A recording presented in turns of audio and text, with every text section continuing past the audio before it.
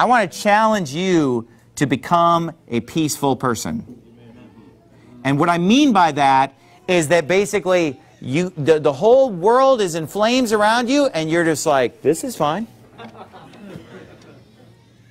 That's why I would challenge you to be that person. You know what I mean? Where bombs are going off, everything's exploding around you, it's on fire, and you know, and you're just like, you know what? I'm a child of God. I love God. All things work together for good to them that love God. Amen. Let's see what happens. Be a peaceful person and don't worry, don't stress. It's bad for your health.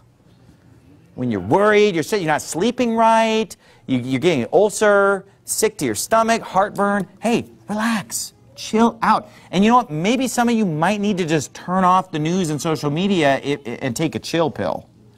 Now, if you can do it for entertainment purposes and stay chill, then do it. But you know what? I'd rather, if I were a person where I just can't handle it, it's just stressing me out every day, the headlines, because there's some wild headlines. You know, I would just turn it off and just be peaceful.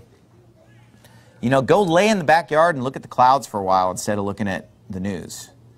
Read your Bible, pray, relax, enjoy. Become a peaceful person. Be careful for nothing. Don't stress, don't worry. Because even if the things that you dread happen, all the things that you fear come upon you, at the end of the day, you're going to be in this crowd in Revelation 19, and you know what you're going to be saying? True and righteous are thy judgments, O Lord. Hallelujah. Hey, good job wiping out the whore.